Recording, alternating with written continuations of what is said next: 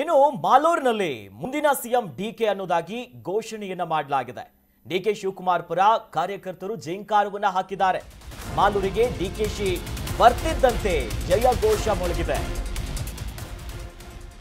ಮಾಲೂರಿನಲ್ಲಿ ಮುಂದಿನ CM DK ಅನ್ನೋದಾಗಿ ಘೋಷಣೆ ಮಾಡಿದ್ದಾರೆ.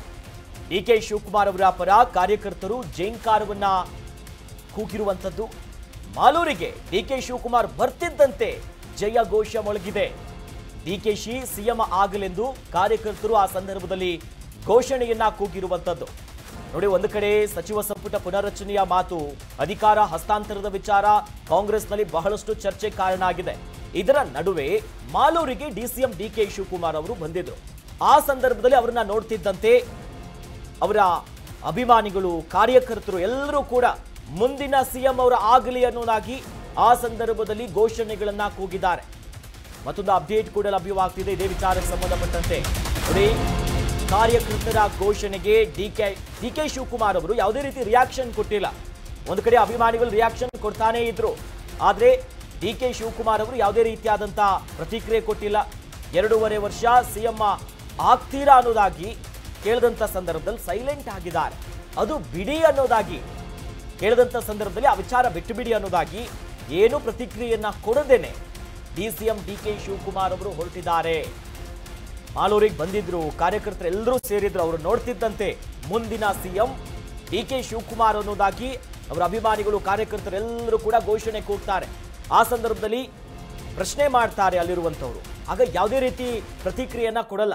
ಮಾಧ್ಯಮ ಪ್ರತಿನಿಧಿಗಳಿರ್ಬೋದು, ಕಾರ್ಯಕರ್ತರು ಎಲ್ಲರೂ ಕೂಡ ಫುಲ್ ಜೋಶಲ್ಲಿ ಇರ್ತಾರೆ. ಮಾಧ್ಯಮ ಪ್ರತಿನಿಧಿಗಳು ಪ್ರಶ್ನೆ ಮಾಡ್ತಾರೆ. 2.5 ವರ್ಷ ಸಿಎಂ ಆಗ್ತೀರಾ ಅನ್ನೋದಾದ್ರೆ ಅವರೇನು ಪ್ರತಿಕ್ರಿಯೆ ಕೊಡಲ್ಲ. ಹಂಗೆ ಅದನ್ನ ಬಿಡಿ ಅನ್ನೋದಾಗಿ ಪ್ರತಿಕ್ರಿಯೆಯನ್ನ ಕೊಡದೆ ಮಾಲೂರಿನಲ್ಲಿ ಹೊರಟಿದ್ದಾರೆ. ಸದ್ಯ ದೃಶ್ಯದಲ್ಲಿ ಗಮನಿಸ್ತಾ ಇದೀವಿ ನೋಡಿ, ಅಭಿಮಾನಿಗಳೆಲ್ಲರೂ ಕೂಡ ಜೈಂಕಾರವನ್ನ ಕೂಗ್ತಿರೋದು.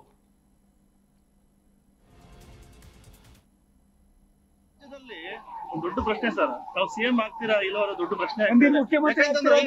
ಈ ಸರ್ಕಾರಕ್ಕೆ 3 ವರ್ಷ ಮಾತ್ರ ಇದೆ ಸರ್, ಅದ್ರಲ್ಲಿ ತಾವು 2.5 ವರ್ಷ ಪ್ರಶ್ನೆ ಇದೆ. ಇವತ್ತು ಕ್ಯಾಬಿನೆಟ್ ಅಲ್ಲಿ ಇವತ್ತು 30-40 ಸೈಟ್ ವರೆಗೂ ಯಾರು ಕಟ್ಕೊಂಡಿದ್ದಾರೆ ಫಸ್ಟ್ ಫೇಸ್ ಅಲ್ಲಿ, ಅವರೆಲ್ಲರೂ ಕೂಡ ಆಕ್ಯುಪೆನ್ಸಿ ಸರ್ಟಿಫಿಕೇಟ್, ಪ್ಲಾನ್ಸ್ ಆಗ್ತಿರುತ್ತೆ, ವಿದ್ಯುತ್ ಶಕ್ತಿ ಕೊಡುವುದು ಅಂತ ನಾವು ತೀರ್ಮಾನ ಮಾಡಿದ್ದೀವಿ. ಸೊ ಇದೊಂದು ಸಂತೋಷ ಸುದ್ದಿ ಎಲ್ಲರಿಗೂ. ಬಹಳ ಜನ, ಒಂದು 3-4 ಲಕ್ಷ ಜನ ಇದು ಪ್ಲಾನ್ ಇಲ್ಲದೆ ಕಟ್ಕೊಂಡಿದ್ದು. ಯಾರು ವಿದ್ಯುತ್ ಶಕ್ತಿ ನೀರು ಕಟ್ಟಿರಲಿಲ್ಲ.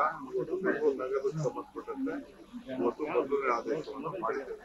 ಇದು ಒಂದು ಸುದ್ದಿನ ನಾನು ಈ ಕೋಲಾರಿನ ಮಾಲೂರಿನ ಮಾರಮ್ಮನ ದೇವಸ್ಥಾನದ ಸನ್ನಿಧಿಯಲ್ಲಿ ತಿಳಿಸ್ತಾ ಇದ್ದೀನಿ. ಸಿಎಂ ಆಗೋದ್ರ ಬಗ್ಗೆ ಏನು ಮಾತಾಡಲಿಲ್ಲ ಸರ್ ತಾವು? ರಾಜ್ಯದಲ್ಲಿ ದೊಡ್ಡ ಪ್ರಶ್ನೆ ಸರ್, ತಾವು ಸಿಎಂ ಆಗ್ತೀರಾ ಇಲ್ಲೋ ಅನ್ನೋ ದೊಡ್ಡ ಪ್ರಶ್ನೆ. ಈ ಸರ್ಕಾರಕ್ಕೆ 3 ವರ್ಷ ಮಾತ್ರ ಇದೆ ಸರ್, ಅದ್ರಲ್ಲಿ ತಾವು 2.5 ವರ್ಷ ಪ್ರಶ್ನೆ ಇದೆ.